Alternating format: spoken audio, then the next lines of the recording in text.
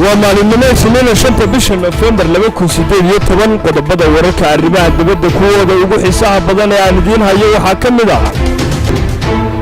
مدحوينها dalka Uganda Yoweri Museveni oo talasinay madaxweynaha koonfurta Suudaan ayaa wadamada Soomaaliya iyo Liibiya ku tilmaamay dad bahala galeena madaxweynaha dalka Turkiga Recep Tayyip Erdogan waxa uu markii ugu horeysay si toos ah dawladda Sacuudiga ugu eedeynaya dilka wariye Jamal Khashoggi oo labada bisha Oktoobar lagu dilay konsuliyadda dalka Sacuudiga uu ku leeyahay dalka Turkiga ee magaalada Istanbul mid ka mid ah dawladaha reer Yurubna waxay soo saartay sharci cusub oo saameyn ku yeelan doona soo galootiga madaxweynaha waddanka Mareykanka Donald Trump waxa uu cunaqabataynta ay ugu adkeyd ku soo rogaya waddanka Iran taasoo aqoonyahanadu ay tilmaamayaan inay saameyn ku yeelan doonto kaabayaasha dhaqaalaha dalka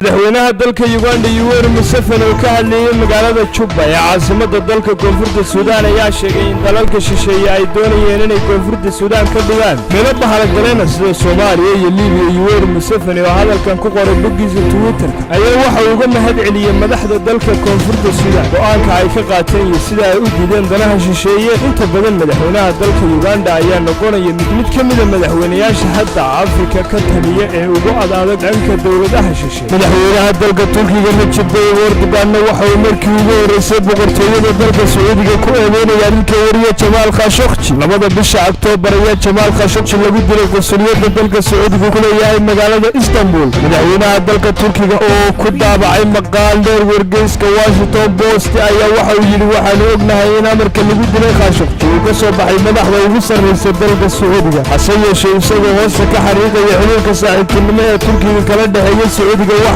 intaas ku daray inuu soo rumaysanay in boqor Salmaan oo arrintaas uu ku lahaa mudaarayaasha Turkiga waxay rumaysan yihiin in wariyaha lagu dilay konsuliyadda kadib markii uu halkaa u doontay warqado u sahli lahaa inuu guursado gabadh u dhalatay dalka Turkiga madaxweynaha dalka Turkiga oo hadalkiisa sii watay waxa uu yiri waxaan ognahay in dadkii ka dambeeyay dilkaasi ay ka tirsan yihiin 18 qof ee laga shakisan yahay in lagu hayo gudaha dalka Sacuudiga waxaanu kaloo ognahay in shakhsiyaadkaas ay Turkiga u yimaadeen inay fuliyaan amarro la soo siiyay in aanay dhicin in cid mar kale ay isku daydo inay geysato fadal noocaas oo kale ah dhulka xulafada NATO haddii ciidan ay digniintaasi ka dhagaadeegto waxay wajihi doontaa cawaaqib xumo wariye Jamal Khashoggi ayaa noqonaya saxafiga ugu hadalhaynta badan bishii ugu dambeysay meydka wariye Khashoggi ayaan ilaa hadda lahaynin laakiin la taliyaha madaxweynaha ayaa sheegay inuu u dheedahay in wariyaha la jarjaray kadibna lagu gaabiyey maadada aashito maamulka Trump ayaa cunaqabatayn dib ugu soo rogaya dalka Iran madaxweynaha dalka Mareykanka Donald Trump ayaa dib u soo celinaya dhammaan cunaqabataynihii Mareykanka ee saarnaa dalka Iran ee lagaga qaaday heshiiska nukleerka ee la gaaray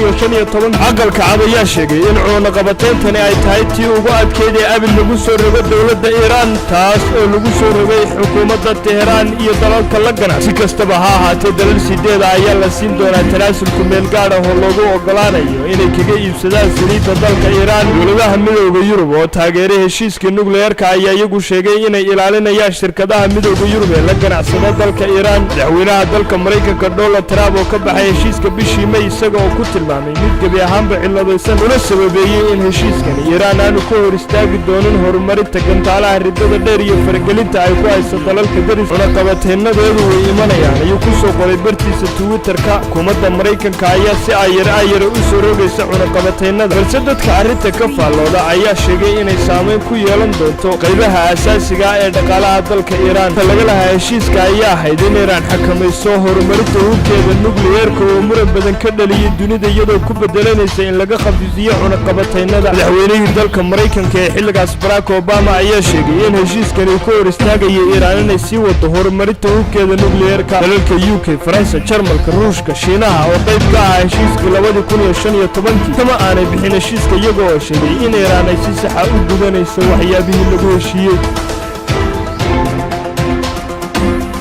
kamid ah dowladaha reer yurubna waxay soo saartay sharci cusub oo saameyn ku yeelan doona dadka soo galootiga ah. dowladda Talyaaniga ayaa soo saartay sharci cusub oo saameyn ku yeelan doona dadka soo galootiga iyo dadkii dalkaas hore u joogay ee sida sharci darrada ku soo galay. Ra'iisul wasaare ku-xigeenka dalka Talyaaniga ahna wasiirka arrimaha dibadda dalkaasi ayaa dhawaan soo saaray sharci ku aadan xadgudubka soo galootiga dalka Talyaaniga. sharcigan cusub ee dowladda Talyaaniga soo saartay ayaa waxa uu dhigayaa in dadka ka yimid dalalka Maldoon in loo diido sharciga ku-meelgaadhka ay kuwii hore u joogayna ay ku adkaato inay cusboonaysiistaan sharcigaasi. Wixii ugu dambeeyey waxaa yaraanayay dadka soo galootiga ee imanaya dalka Talyaaniga kadib markii dowladda dalkaasi Talyaaniga ay iska hortaagtay inay dalkaasi galaan tiro dooni ah oo 8 taariikhiyaal. sharcigan cusub ee soo galootigii hore iyo ka soo galaya dalkaba saameynta isku midkaa ku yeelanaya waxaa keliya hakin kara baarlamanka dalkaasi oo haysta ilaa bisha Diseembar.